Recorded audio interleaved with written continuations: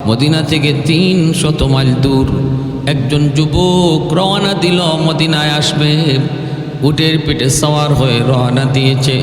দিনকে দিন রাতকে রাত সফর করে করে মদিনার দিকে আগাইতেছে। প্রচণ্ড গরম, দিনের বেলা সফর করা যায় না, রাতের বেলা সফরটা হলো মরুভূমিতে সহজ। এজন্য দিনের বেলা গুহার ভিতরে সময় কাটায় আর রাতের বেলা সফর করে। প্রচণ্ড গরম সহ্য করা যায় না। রাস্তায় বহুদূর পাড়ি দেওয়ার পর মদিনার কাছাকাছি পৌঁছে গেল, পেয়ে গেল একটা খেজুরের বাগান। যুবক মনে মনে ভাবতেছে এই বাগানে একটু বিশ্রাম নিব, গাছের তলায় একটু বিশ্রাম নিব। এই গাছের নিচে যুবক নিজের উটটাকে গাছের কাণ্ডের সাথে গাছের গোড়ার সাথে বেঁধে যুবক গাছের সাথে হেলান দিয়ে একটু ঘুমায় পড়ছে। চোখ লেগে গেল, ঘুম ধরল। এই দিকে তার উট রশি ছিঁড়ে এই জায়গা ত্যাগ করে অন্য জমিতে চলে গেল। যেই জমিটাতে উট গেল ওই জমির মালিক মাত্র খেজুরের চারাগুলি লাগাইছে। উটটা যায় খেজুরের চারাগুলি নষ্ট করে ফেলল। এদিকে সে তো ঘুমন্ত, জানে না, জানার কথাও না। ঘুমন্ত মানুষ জানবে কেমন করে? ঘুম থেকে ওইটা দেখে তার উট কাছে নাই। খুঁজতে শুরু করলো। খুঁজতে খুঁজতে যায় দেখে তার উট একটা চারা গাছের বাগান নষ্ট করেছে। আর ওই বাগানের মালিক একজন বৃদ্ধ মানুষ। সে বাগান দেখতে এসেছিল, জমিটা দেখতে এসেছিল। এসে দেখে তার চারাগুলি একটা উট নষ্ট করে ফেলেছে। মুরব্বী মানুষ খুব ক্ষেপে গেল। হাতের মধ্যে একটা পাথরের টুকরা হাতে নিয়ে উটের দিকে ঢিল মারলো। গুসায় হওয়াটাই স্বাভাবিক, নিজের সম্পদ নষ্ট হয়েছে, একটু গুসা চলে আসছে, ঢিল মারছে। এই ঢিলটা যায় উটের মাথায় লাগলো, সাথে সাথে মাথাটা ফেটে গেল। ফিনকি দিয়া রক্ত বের হতে লাগলো। রক্ত বের হতে হতে কিছুক্ষণের ভিতরে উটটা মারা গেল। এবার মুরব্বী মানুষ, জমির মালিক মনে মনে কয়, হায় আমি এটা কি করলাম, আমি এটা কি করলাম, আমি তো জানি না, আমি তো বুঝতে পারি নাই উটটা মারা যাবে, এটা আমি কি করলাম। এই বইলা মালিক, জমির মালিক এই জায়গায় বসে থাকলো। উটের মালিক যুবক যখন খুঁজতে খুঁজতে এই জায়গায় আসে, আইসা দেখতে পেল তার উটও আছে কিন্তু জীবিত না, উটটা মারা গেছে। আর পাশে একটা বৃদ্ধ মানুষ বসে আছে। ডাক দিয়া কয়, আমার উটটা রেখে মারলো। মুরব্বী মানুষটা কয়, বাবা জমিটা আমার, চারাগুলি উটটা নষ্ট করেছে, একটু গুসা উঠছে, আর এই গুসা থেকে একটা ঢিল মারছিলাম, এই ঢিলটা মাথায় পড়ে মাথা ফেটে রক্ত বের হয়ে তোমার উটটা মারা গেল। বাবা আমি বুঝতে পারি নাই, আমি বুঝি নাই উটটা যে মারা যাবে। যুবক ক্ষিপ্ত হয়ে গেল, কয় আমি এখন যাব কেমন করে, এত দূরের লম্বা সফর, আমি এখন কেমন করে মদিনায় যাব? আপনি আমার উটটা হত্যা করলেন, উটটা মারলেন। এই বলে তারও উঠছে গুসা। তারও কি উঠছে? এই গুসা ওটা মাত্রই সে মুরব্বী মানুষটার একটা ঘুষি মারছে। এই ঘুষিটাও সে মেরে ফেলার জন্য মারে নেই, এই গুসা উঠছে, মারছে। এই ঘুষিটা পড়ছে বেকায়দা জায়গায়, সাথে সাথে এই মুরব্বী মানুষটাও ঘুষি খাইয়া পড়ে গেছে। মাথাটা পড়ছে একটা পাথরের উপর, সাথে সাথে মাথাটা ফেটে মুরব্বী মানুষটাও এখানে মারা গেল। এখন যুবক কান্দে, কয় হায় আমি এটা কি করলাম, আমি তো বুঝতে পারি নাই, আমি তো বুঝতে পারি নাই ইনি যে মারা যাবে, আমি এটা কি করলাম, ও আল্লাহ আমার দ্বারা এটা কি হয়ে গেল। মুসা আলাইহিস সালাম যেমন ওই কিপ্তি বংশের মানুষটারে একটা চর দিছিলেন, মুসা নবীর বংশের মানুষ আর ফেরাউনের বংশের মানুষ, এই দুই বংশের দুই মানুষে মারামারি লাগছে, ঝগড়া। আর মুসা আলাইহিস সালামকে ওনার বংশের লোকটা ডাক দিছে, মুসা দেখো তো এ আমার সাথে খালি ঝগড়া করে, হুদাহুদি ঝগড়া করে। তো মুসা আলাইহিস সালাম যায়, যাও এই ঝগড়াঝাটি এগুলো ভালো কাজ না, ওই ওই একটা থাপ্পড় দিছেন। আল্লাহ কোরআনের মধ্যে বলছেন যে আমার মুসার হালকা থাপ্পড়ে লোকটা মারা গেল। এখন মুসা আলাইহিস সালাম আল্লাহর কাছে কান্দে, ও আল্লাহ এটা কি হলো, এটা কি হলো, আমি তো এই ঝগড়া থামানোর জন্য একটু থাপ্পড় আস্তে করে দিছি, যে মরে যাবে এটা কে জানে। ও আল্লাহ আমি তো এখন খুনি হয়ে গেলাম, আমি তো এখন জালেমের খাতায় বুঝে আমার নাম হয়ে গেল। এই কান্নাকাটি শুরু করে দিলেন মুসা আলাইহিস সালাম। এমন কিছু ঘটনা, এমন কিছু হত্যা, এমন কিছু অঘটন ঘটে যেটা নিজের ইচ্ছা ছিল না, অনিচ্ছা হয়ে যায়। সেগুলো আল্লাহ পাক যদি অনিচ্ছা সত্ত্বে খুন হয় সেটা আল্লাহ পাক, সেই ক্ষেত্রে আল্লাহ জাহান্নাম চিরকাল, এই কথা আল্লাহ বলেন নাই। আল্লাহ এই আয়াতে বলছেন, অমাই ইয়াকতুল মুমিনা মুতাআম্মিদা, যে ইচ্ছা করে খুন করে, যে ইচ্ছা করে খুন করে তার ব্যাপারে আল্লাহ বলছেন সে জাহান্নামী, শুধু না চিরকাল জাহান্নামী। আর অনিচ্ছা সত্ত্বে যদি হয় সেটা আল্লাহ পাক রব্বুল আলামিন তারে মাফ করবেন যদি ইচ্ছা না থাকে খুনের। কিন্তু দুনিয়ার আদালতে যে রায় হবে, দুনিয়ার নিজাম ঠিক রাখার জন্য বিচারক তাকে যে শাস্তি দিবে সেটা ভিন্ন, তার দুনিয়াবী শাস্তি। কিন্তু আখিরাতে হয়তো আল্লাহর কাছে সে মাফ পেয়ে যাবে। প্যারে হাজিরিন, এজন্য ওই যুবক সেও কাঁদতে লাগলো, সেও যায় না। দেখেন আমাদের সমাজে হইল এমন যদি খুন হইতো, আমাদের সমাজে যদি এমন খুন হইতো তাহলে খুনিরে কি পাওয়া যেত? খুনিরে পাওয়া যেত? এখানে কেউ নাই, সে কোত্থেকে কই যেত কোনো খবর নাই, এক দেশ থেকে আরেক দেশে চলে যেত, নাম বদলায় ফেলতো, দাড়ি থাকলে দাড়ি কামায় ফেলতো, দাড়ি না থাকলে আলগা দাড়ি লাগায় ফেলতো, হ্যাঁ সব কিছু সুরত সারত সব বদলায় ফেলতো, যে পুলিশে যেন তারে খুঁজে না পায়, পুলিশে যেন খুঁজে না পায়, এমন সুরত করত। কিন্তু এই কাজ কে করে না? যার অন্তরে আল্লাহর ভয়, যে মনে করে, যে ভাবে যে দুনিয়ার শাস্তিটা আমার বড় নয়, আখিরাতের শাস্তিটা হলো আমার সবচেয়ে বড়। এই ভয় যার অন্তরে আছে, সে অপরাধ করার পরেও যদি অনিচ্ছা সত্ত্বে অপরাধ হয়ে থাকে, সে এই জায়গা থেকে পালাবে না, পালাবে না।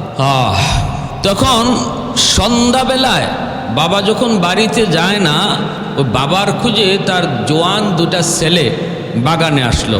এসে দেখে অবাক কাণ্ড, উট একটা মরে পড়ে আছে, আর পাশে বাবার লাশ পড়ে আছে, আর বাবার লাশের পাশে এক যুবক বসে বসে কাঁদতেছে। দুটা সন্তান ডাক দিয়ে বলতেছে, কে গো তুমি? কি তোমার পরিচয়? কি তোমার পরিচয়? আমার আব্বারে কে মারলো? ওই যুবক তখন পরিচয় দিয়ে বলতেছে, বাইরে একটু লক্ষ্য করে মনোযোগ দিয়ে শোনো, আমি মিথ্যা কথা বলবো না, মিথ্যা বলার প্রয়োজনও মনে করি না, কারণ মিথ্যা যদি বলার ইচ্ছাই থাকতো আমি এখানে বসে থাকতাম না, আমার নিজে বাঁচার ফিকিরি যদি থাকতো আমি এখান থেকে চলে যেতাম।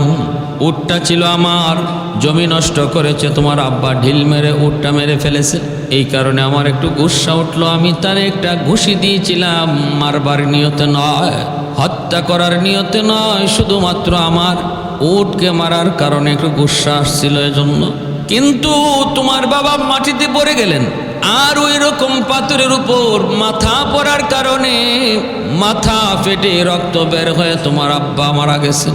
এর যুবক, আমাকে তোমরা এখন যেখানে খুশি সেখানে নিয়ে যাও, আমাকে মদিনার আদালতে নিয়ে যাও, ওমর ফারুক রাদিয়াল্লাহু তাআলা আনহুর আদালতে নিয়ে যাও, আমার যেই শাস্তি উনি ধার্য করবে মাথা পেতে মেনে নিব, আমি বিন্দু পরিমাণ কোনো কার্পণ্য করব না, ছলচাতুরি করব না, মিথ্যা কথা বলবো না, যা হয়েছে 100 সত্য বলবো।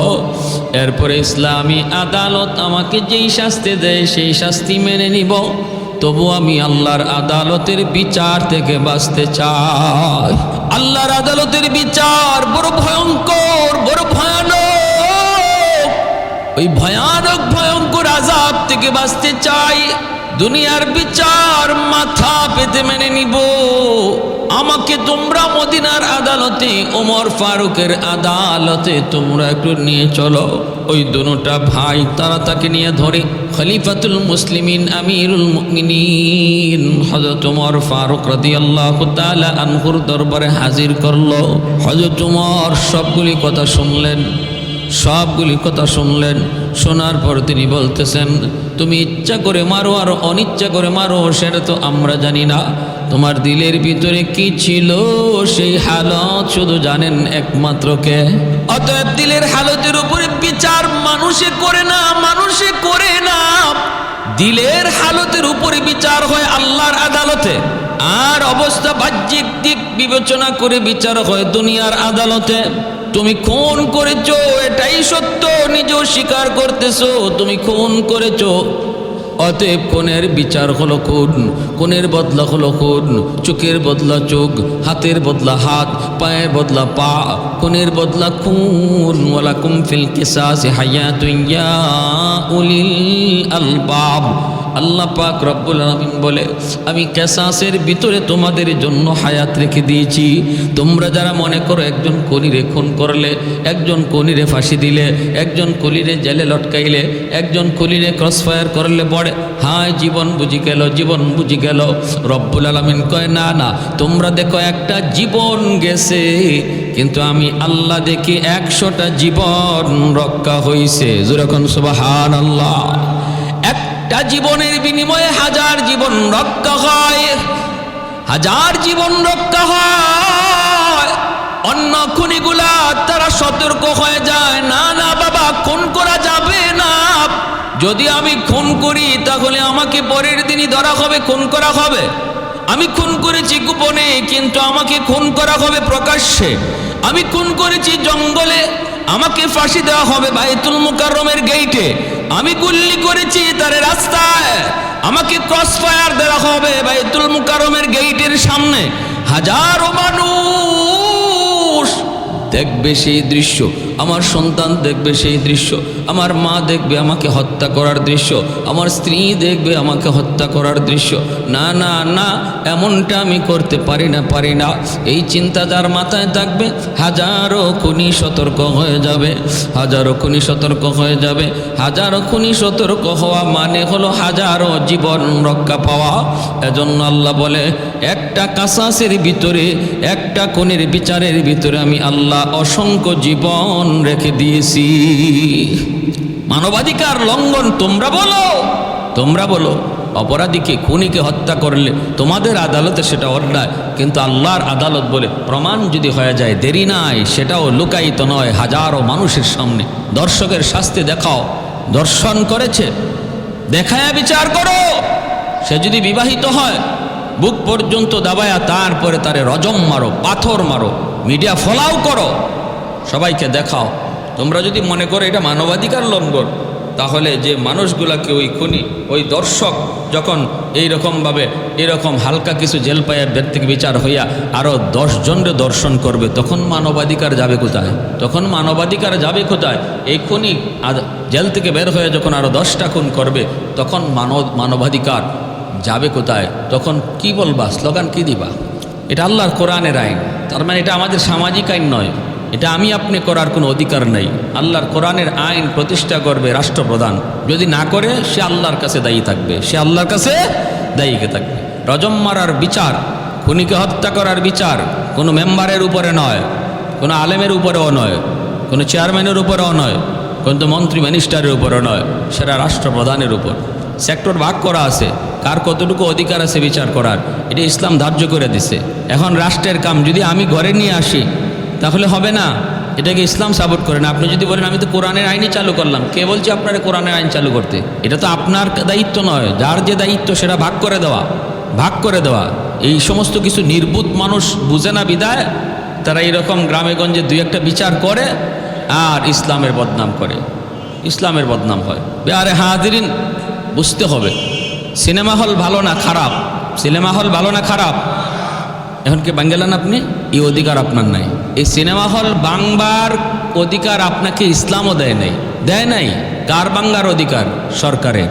আমি বলবো এটা খারাপ, এটা জঘন্য জিনিস, এর দ্বারা যুবকের চরিত্র নষ্ট হচ্ছে। প্রশাসনকে জানান, দায়িত্বশীল যারা আছে তাদেরকে নিউজ দেওয়া, এটা জনগণের দায়িত্ব, বাংলা জনগণের কাজ নয়, এটা কাজ হলো সরকারের। করে না যে বলে না করলে ও জবাব দিবে, সেটা আমার নয়। বুঝে আসছে ভাই? এই হলো ইসলামের নীতি আদর্শ। আইন নিজের হাতে তুলে নেওয়া যায় না, এটা যেমন দেশে বলে কোরআনের আইনও বলে আইন নিজের হাতে তুলে নেওয়া যায় না।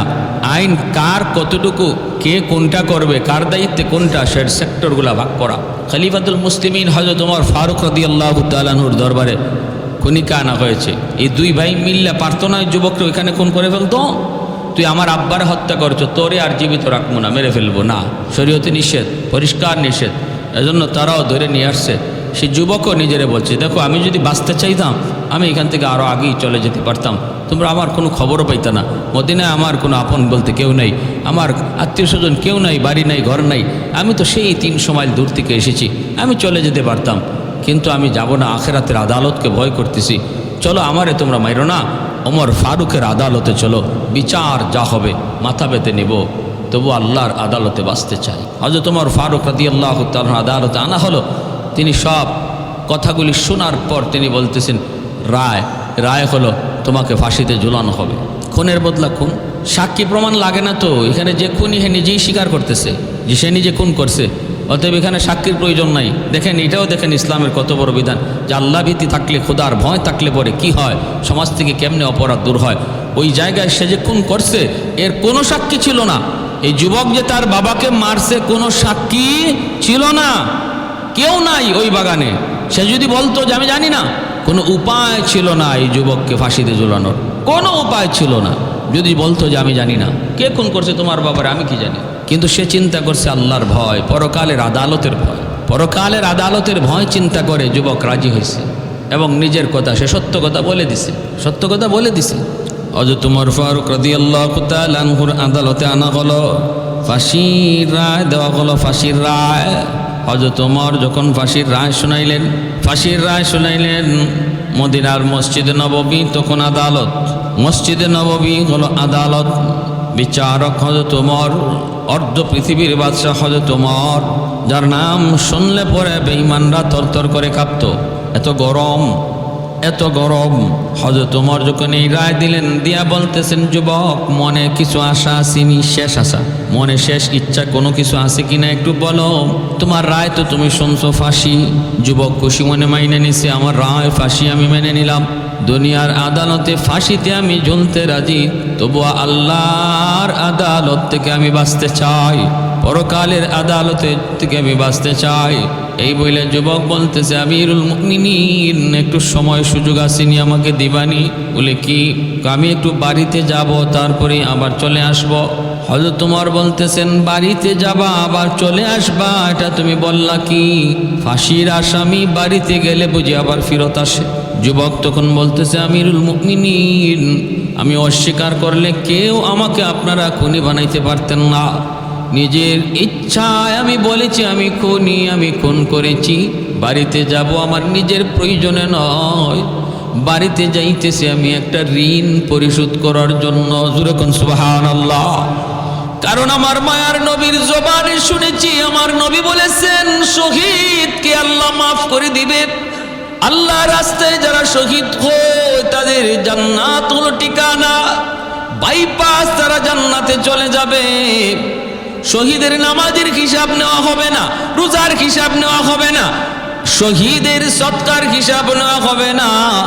কিন্তু আল্লাহর নবী বলেন, একজন শহীদ যদি কারো কাছে ঋণী থাকে, ঋণগ্রস্ত থাকে, ওই ঋণ আল্লাহ এই ব্যাপারে মাফ করবে না, ঋণের ব্যাপারে আল্লাহ মাফ করবে না। কারো কোনো হক যদি নষ্ট করে থাকে, এই ব্যাপারে আল্লাহ শহীদকেও মাফ দিবেন না। কারো কোনো হক যদি নষ্ট করে, শহীদকেও মাফ দিবেন না।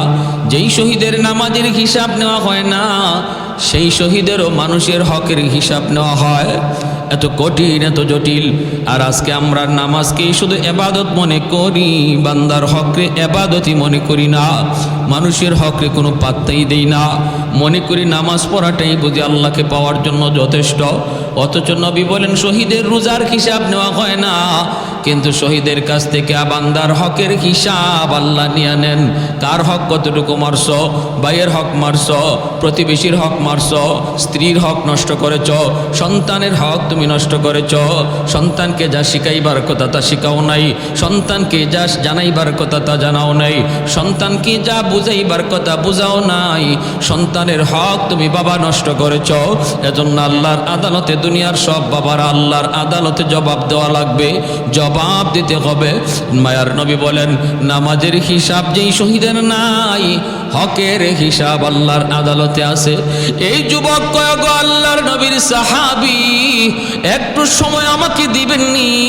আমি একটা ঋণ পরিশোধ করার জন্য শুধু বাড়িতে যাব, তাও সেই ঋণটা কোনো মুসলমানের হাত থেকে নেওয়া নয়, একজন ইহুদির কাছ থেকে আমি সদাই কিনতাম। এই সদাই টাকাটা এখনো দেওয়া হয় নাই। আমাদের বাড়ির পাশেই বাজার, এই বাজার থেকে আমি বাকিতে মাল আনতাম, এই মালের টাকাটা এখনো পরিশোধ করি নাই। যদি আমি এই হালতে মদিনায় আমার ফাঁসি হয়ে যায় আর আমাকে কবর দেওয়া হয়, এই কবর তার কাছে গেলে পড়ে সে তখন বলবে মুসলমান জাতটা বড় খারাপ, মুসলমান হক রক্ষা করে না, মুসলমান জাত তুইলা গালি দিবে গো নবীর সাহাবী, নবীর সাহাবী একটু সময় আপনি আমাকে দিবেননি, আমি বাড়িতে যাব, দৌড় দিয়ে চলে আসব, তার হকটা পরিশোধ করে আমি দেরি করব না। আমিরুল মুমিনিন হযরত ওমর ফারুক রাদিয়াল্লাহু তাআলা আনহু তিনিও চিন্তায় পড়ে গেলেন, ঘটনা তো বড় জটিল, সুযোগ দেওয়া তারে প্রয়োজন, ফিরে আসবা কিন্তু গ্যারান্টি তো আমরা দিতে পারি না, গ্যারান্টি দিতে পারি না, তোমার জামিন হবে কিনা। তখন যুবক কয় আমিরুল মুমিনিন মদিনা আমার বাড়ি না, মদিনা আপার আপন বলতে কেউ নাই, ভাই নাই, বোন নাই, বন্ধু নাই, বান্ধব নাই, এই মদিনা শহরে আমার আপন কেউ নাই, জামিন হবে কে, কারে আমি জামিন বানাবো? আমিরুল মুমিনিন হযরত ওমর বলেন তাহলে আমি তোমাকে এইভাবে ছাড়তেও পারি না, এইভাবে তোমাকে ছেড়ে দিতেও পারি না, তুমি রাজি হয়ে যাও, প্রস্তুত হয়ে যাও ফাঁসিতে ঝোলার জন্য। সাথে সাথে আদালতের চত্বর থেকে, হাউস থেকে একজন হাত উঠে কয় আমিরুল মুমিনিন আমি আমার মুসলিম ভাইয়ের জন্য জামিন হইলাম। কে সেই মানুষ, কে সেই মানুষ যিনি অপরিচিত একজন খুনির জন্য জামিন হলেন? জামিন যে বাড়িতে যাবে ফিরে আসবে কিনা কোনো গ্যারান্টি নাই, কারণ ফিরে আসা মাত্রই তারা ফাঁসিতে ঝুলানো হবে। কে সেই মহান? তিনি হলেন আমার নবীর একজন হাতে গোরা সাহাবী, যার নাম হলো আবু যর গিফারি রাদিয়াল্লাহু তাআলা আনহু। আবু যর গিফারি রাদিয়াল্লাহু তাআলা আনহু তিনি হাত উঠে বলেন আমি জামিন হলাম। আমিরুল মুমিনিন হযরত ওমর ডাক দিয়ে বলতেছেন আবু যর কেমনে তুমি প্রস্তাব রাজি হইলা, কেমনে তুমি এটার এই পক্ষে রায় দিলা, জামিন তুমি কেমনে হইবারে? আবু যর লোকটানে তুমি চিনো? বলে না চিনি না। সে কি তোমার কোনো আত্মীয় না? আত্মীয় না। তাহলে কোন বিশ্বাসে তুমি জামিন হইতেছ? আবু যর গিফারি চোখের পানি মুছে আর কয় আমিরুল মুমিনিন আমার নবীর পবিত্র জবানে শুনেছি আল মুসলিম আকুল মুসলিম, নবী বলেন মুসলমান মুসলমানের ভাই, আর ইমানের সম্পর্কের দ্বারা ভ্রাতৃত্বের সম্পর্ক তৈরি হয়, রক্তের সম্পর্কের চেয়ে ইমানের সম্পর্ক বেশি মজবুত হয়। নবী বলেন ইমানের সম্পর্কে যে তোমার ইমানদার ভাই সেই হলো প্রকৃত ভাই, আর আপন ভাইও যদি ইমানদার না হয় সে তোমার রক্তের নয়। অতএব মুসলমানের সম্পর্ক তৈরি হয় ইমানের দ্বারা, সে আমার মুসলিম ভাই, আমিও একজন মুসলিম, অতএব সে আমার ভাই, আমি তার পক্ষ থেকে জামিন হইলাম। আবু বকর হযরতে আবু যর গিফারি খাদেমে খায়রুল বাশার, হযরতে আবু যর গিফারি খাদেমে খায়রুল বাশার, खिदमतों में जिंदगी भर न बनाया अपना घर, खिदमतों में जिंदगी भर न बनाया अपना घर। আবু যর গিফারি ছিলেন আমার নবীর একজন খাস খাদেম, জোরে কোন সুবহানাল্লাহ। মায়ার নবীর একজন খাস খাদেম ছিলেন আবু যর গিফারি। কবি বলতেছে নবীর খেদমতের কারণে আবু যর নিজের ঘরটা পর্যন্ত কোনোদিন বানায় না।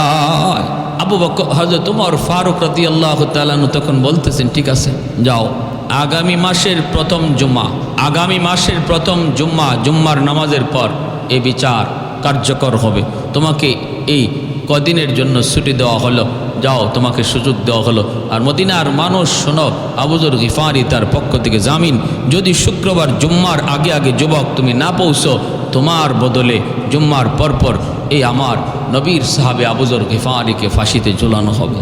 যুবক দ্রুত বেগে, আর দেরি নাই, দ্রুত বেগে ঘোড়ার পিঠে সওয়ার হইল, বলল আমাকে একটু ঘোড়া দেন, দ্রুতগামী ঘোড়া দেন। দ্রুত বেগে ঘোড়ার উপরে সওয়ার হইয়া যুবক রওনা দিল বাড়িতে। যাইয়াই মার সাথে দেখা করলো, বাবার সাথে দেখা করলো, কইরেই বাজারে গেল, যাইয়াই ইহুদি ওই দোকানদারকে তার টাকাটা বুঝাই দিল। এরপরে বাড়িতে আসলো, আইসা বলতেছে মা গো আমি বেশি সময় দেরি করবো না গো মা, জীবনের শেষ খানাটা সন্তানরে তুমি খাওয়ায় দাও। বাবার কাছে যায় বলতেছে, বাবা ঋণটা তুমি বাবা তোমার হক তুমি মাফ করে দাও। বাবা আমি তোমার ঋণ শোধ করতে পারলাম না, জীবনভর আমার তোরে শুধু শ্রম দিয়ে গেলা, জীবনভর শুধু আমার তোলে টাকাই খরচ করে গেলা, কিন্তু আমি সন্তান হিসাবে কোনো ঋণ শোধ করতে পারলাম না গো বাবা, আমাকে মাফ করে দাও। মাকে কান্দায়, বাবারে কান্দায়। মায় কয় বাবা কি হয়েছে একটু বলো। ছেলে কয় মা গো অনিচ্ছা সত্ত্বে আমি একজনকে খুন করে ফেলেছি। মদিনার আদালতে, ওমরের আদালতে আমার রায় হয়েছে ফাঁসি।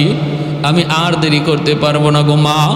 মা আমি বাঁচতে পারতাম, আল্লাহর আদালত থেকে বাঁচার জন্য নিজের অপরাধ আমি স্বীকার করে নিয়েছি। মাকে কান্দায়, বাবারে কান্দায়। একটা মাত্র সন্তান বাপ মার চোখ দিয়া পানি পড়ে, কপালে মা চুমু খায়। তারপরে বাপ মার কাছ থেকে বিদায় নিয়ে যুবক ঘোড়ার পিঠে সওয়ার হয়। মা জীবনের শেষ দেখাটা সন্তানরে দেখে নেয়। সন্তান ও ঘোড়ার পিঠে উঠা মার দিকে তাকাইয়া জীবনের শেষ দেখাটা দেখে নেয়, মদিনার দিকে রওনা দিয়া দেয়। এই দিকে ভাইরা পথ তো অনেক লম্বা সফর। রাস্তার মাঝখানে তার এই ঘোড়ার জিনপোস্টটা ভেঙে গেছে। জিনপোস্টটা ভেঙে যাওয়ার কারণে এটা ঠিক করতে বা এটা এরকম বানাইতে রাস্তায় তার দেরি হয়ে গেল। এমনভাবে দিন যায় রাত চায়, মদিনায় আসতে হয়। আমার ভাইরা জুম্মার আজান পড়ে গেল, এখনো যুবক মদিনায় আসে নাই। মদিনার মানুষ সবাই অপেক্ষায়, কারণ মদিনার নারী নাই পুরুষ নাই, সবাই আবু যর গিফারিকে চিনে। প্রত্যেকে আবু যর গিফারির ফজিলত মর্যাদা জানে। মদিনার ঘরে ঘরে কান্নার রোল পড়ে গেল। আজ জুম্মার পরে আবু যর গিফারিকে ফাঁসিতে ঝুলানো হবে। আজান হয়ে গেল। উমর ফারুক তিনি প্রতিনিধি পাঠায় দিলেন, যাও আবু যর গিফারিকে ধইরা নিয়ে আসো। আবু যর গিফারিকে মদিনার আদালত, মসজিদে নববীর আদালতে হাজির করো। বলো যুবক এখনো আসে নাই। মদিনার নারী পুরুষ, ছোট আবাল বৃদ্ধ বনিতা যুবক সবাই মসজিদে নববীতে চড়া হয়ে গেছে। হায় আজকে কি ঘটবে? একটা খুনির কারণে আমার নবীর এত বড় সাহাবী, এত বড় জলিলুল কদর সাহাবী, তারে আজকে ফাঁসিতে ঝুলানো হবে। মদিনার মানুষের চোখ গড়ায় গড়ায় পানি পড়তেছি। জুম্মার মসজিদের নামাজও হয়ে গেল। মানুষজন নামাজ পড়েই সাথে সাথে আবার রাস্তার দিকে তাকায়, যুবক আসে কিনা দেখে না, এখনো যুবক আসে নাই। সবাই কান্দে, কিন্তু আবু যর গিফারি তখন হাসতেছে। জোরে কোন সুবহানাল্লাহ। ওনার মুখে কোনো কান্না নাই, চোখে কোনো কান্না নাই, ভয় ভীতির কোনো ছাপ নাই। তিনি তো মনে মনে কয়, ঢাক দিয়ে জিগায়, কেন তুমি এত আনন্দ?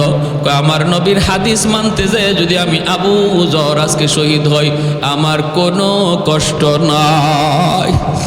আমি তো আমার মায়ার নবীর হাদিসের উপর আমল করেছি। নবী বলে মুসলমান মুসলমানের ভাই, এই ভেবে আমি জামিন হয়েছি। আর এই কথার কারণে যদি আজকে আমি ফাঁসিতে ঝুলতে হয়, কোনো আপত্তি নাই, আপত্তি নাই। হাসরের মাঠে আমি নবীর সামনে হাসি মুখে দেখা করব। যখন সুবহানাল্লাহ। হযরত ওমর ফারুক তিনি বিচারকের আসনে বসে গেলেন, চেয়ারে বসে গেলেন। ওনার পাশেই জল্লাদ দাঁড়া আছে। মদিনার মানুষ হাউস বরাব, হাউজের বাহিরে ভিতরে মদিনার মানুষ, সবার চোখে পানি, সবাই কাঁদতেছে আর রাস্তার দিকে তাকায়। ওই অবস্থায় কোনো খবর নেই যুবকের। ওমর ফারুক তিনি বিচারকের আসনে বৈশা। হযরত ওমর তিনি তো কথা বলবেন, এত শক্ত দিলের মানুষ। সেই ওমরের চোখেও ওই দিন পানি দেখা যায়। সে ওমরও কাঁদতেছেন আর বলতেছেন, আমি ওমর জীবনে কত রায় দিলাম, কোনো রায় দেওয়ার আগে আমি ওমর কোনোদিন কাঁদি নাই। আজ আমি কান্না না করে পারলাম না, কারণ আমার নবী আবু যর গিফারির কত মর্যাদা আমি ওমরকে শুনাইছি। ওমর রায় দিয়ে দিলেন, ফাঁসিতে ঝোলার জন্য প্রস্তুতি নেও আবু যর প্রস্তুতি নেও। জল্লাদ সামনের দিকে আগায়, ওনাকে ধরে নিয়ে আসবে। কিন্তু সবাই তাকায় দেখে মদিনার ওই জল্লাদ, যার নামই তো জল্লাদ, যার দিলের ভিতরে কোনো মায়া নাই, কোনো দরদ নাই। আজকে ওই জল্লাদের চোখ দিয়েও পানি ঝরতেছে। এক কদম আগায় দুই কদম জল্লাদ পিছায় যায়, এক কদম আগায় দুই কদম পিছায় যায়। এইভাবে জল্লাদ কাঁদতেছে, সামনের দিকে আগাইতেছে। আবু যর গিফারিরে নিয়া যেই মাত্র রশিতে চড়াবে ওই সময় একজন মানুষ চিৎকার দেয়া কয়, আমিরুল মুমিনিনের জল্লাদ থামো থামো। ওই যে দূর থেকে কিছু ধুলাবালি উঠতেছে, মনে হয় কেউ যেন ঘোড়া দৌড়াইয়া আসতেছে। এ জল্লাদ একটু থামো থামো। ওই যে দূর থেকে ঘোড়ার আওয়াজ শোনা যায়, ঘোড়ার আওয়াজ, ধুলাবালি উঠতেছে। সাথে সাথে থেমে গেল জল্লাদ। দেখতে দেখতেই সবাই দেখলো একটা যুবক, ওই সেই যুবক যেই যুবক বাড়িতে গিয়েছিল একজনের পাওনা পরিশোধ করার জন্য। ওই যুবক ঘোড়ার পিঠে সওয়ার হয়ে দ্রুত বেগে হাউজের ভিতরে ঘোড়া সহ ঢুকে পড়ল। ঘোড়া থেকে নাইমে যুবক বলতেছে, আমিরুল মুমিনিন আগে মাপ চাই, আমি নির্ধারিত টাইমে চলে আসতাম, কিন্তু পথে আমার সমস্যা হয়ে গেছে, ঘোড়ার চিন পুষ্টা ভেঙে গেছে, এজন্য আমার দেরি হয়েছে। আর একটা ঘোড়ার মালিকের অপেক্ষা করা লাগছে, এজন্য দেরি হয়েছে, আমি মাপ চাই। আমার ভাই আবু যরকে আপনি বিদায় দিয়া আমাকে ওই জায়গায় লটকায় দেন। প্রতিটা মানুষের চোখে মুখে একটু আনন্দ আসলো। আবু যর গিফারির সরায়া ওই যুবককে সামনের দিকে নিয়ে যাবে। এবার প্রতিটা মানুষ, মদিনার মানুষের আবার হৃদয়ে কম্পন শুরু হলো, কাঁপ শুরু হলো। হায় কেমন যুবক, কেমন যুবক, কেমন যুবক, এ কেমন মুসলমান, কেমন মুসলমান। সুযোগ পেয়েছিল ভাগবার, সুযোগ পেয়েছিল বাড়িতে থাকার, কোনোভাবেই তার ওইখান থেকে আনা যাইতো না, কারণ আত্মীয় স্বজন আপনজন, মা বাবা ভাই বোন সবার কাছে ছিল। এতটুকু ত্যাগ স্বীকার করলো। বাপ মা ভাই বোন আদরের সবগুলা মানুষকে কাঁদাইয়া যেই যুবক মদিনায় চলে আসলো ফাঁসির রশি গলায় দেওয়ার জন্য, সে তো কোনো সাধারণ যুবক নয়, তার অন্তরে তো আল্লাহর ভয়, পরকালের ভয় কম নয়। কি পরিমাণ আছে সেটা আল্লাহ ভালো জানে। আবু যর গিফারি মুক্তি পেলেন, যুবক সামনে যাইতেছে। এরকম একটা যুবকের কথা পাইবা মদিনার মানুষ আবার কাঁদতে শুরু করলো। হযরত ওমর নিজেও তিনি চোখের পানি মুছলেন, আবার ওমরের চোখ দিয়েও পানি আসতে শুরু করলো। ওই দুইটা ভাই দাঁড়ায় আছে, বিবাদী বাদী, তারা দাঁড়ায় আছে।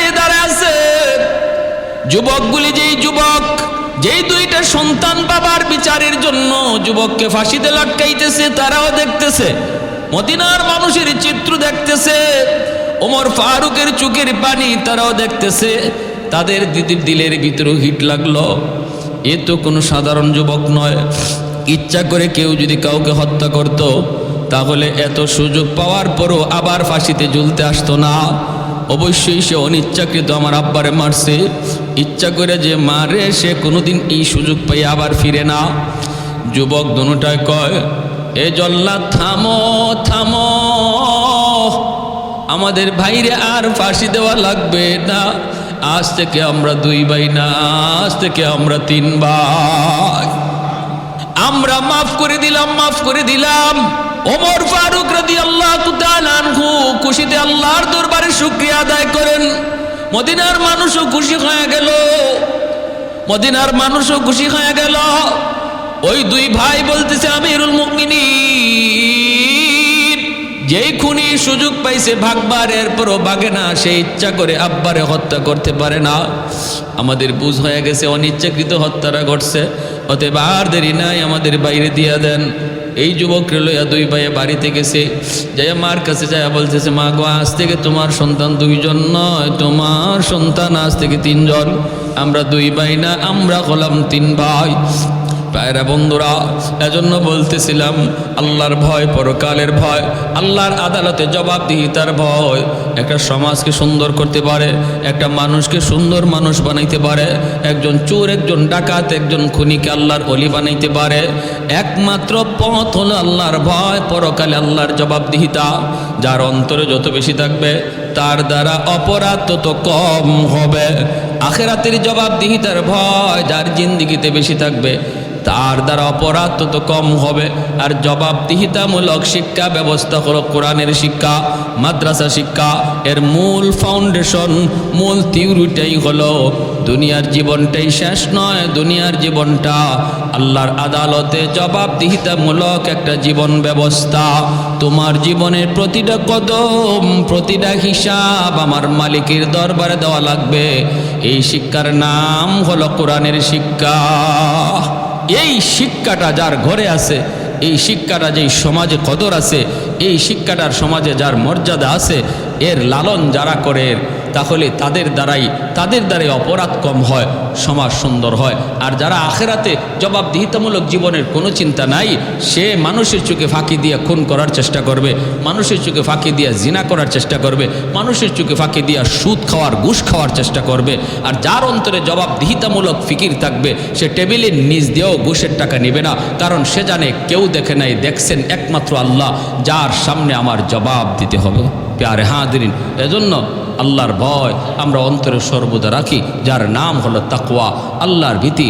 আর আল্লাহ ভীতি যেই প্রতিষ্ঠানগুলার কারণে আজকে টিকে আছে সমাজের মানুষ, যারা এই খোদা ভীতি যেই সমস্ত শিক্ষার কারণে আজকে পাইতেছে, জানতেছে, ওই সকল প্রতিষ্ঠানকে দিলের থেকে মহব্বত করি, মাদারিসে কওমিয়াকে অন্তর থেকে ভালোবাসি, উলামায়ে কেরামকে দিল থেকে মহব্বত করি। আল্লাহ আমাদের সবাইকে আমল করার তৌফিক দান করুন। যারা সুন্নত পড়ি নাই 4 রাকাত ক্বাবলাল জুমা